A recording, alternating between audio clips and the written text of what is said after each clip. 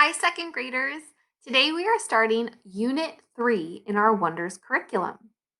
We are starting with a new big idea, and I will introduce the essential question in just a moment. First, let's talk about our big idea for our new unit. The big idea is, what have you learned about the world that surprises you?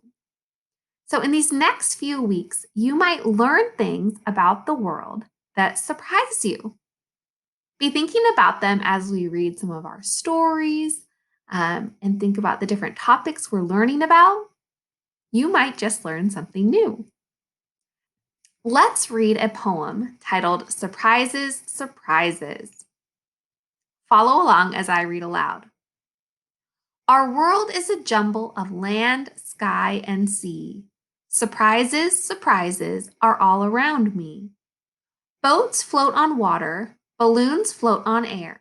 Surprises, surprises are everywhere. A lamp gives us light, and so does the sun. Surprises, surprises for everyone. We're all different sizes, round, thin, short, or tall. Surprises, surprises, some giant, some small. Summer brings sunshine, the winter brings snow. I see surprises wherever I go. Friends can be next door or far away too. Surprises, surprises for me and for you. So that was kind of a fun poem to kick off our new unit. And let's go ahead and introduce our essential question. Our essential question for this week is, how do the Earth's forces affect us? The Earth affects us in many different ways.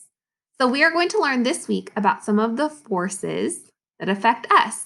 Maybe like gravity, if you've ever heard of gravity. So let's go ahead and watch a quick video clip about some of the Earth's forces that can affect us. The Earth's forces. Essential question. How do the Earth's forces affect us?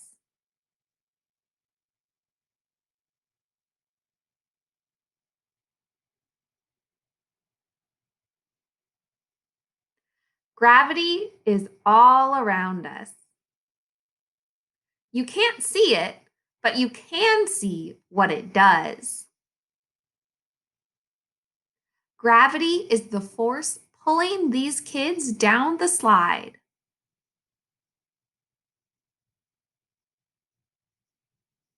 How do you think gravity will affect these boys going down their sleds?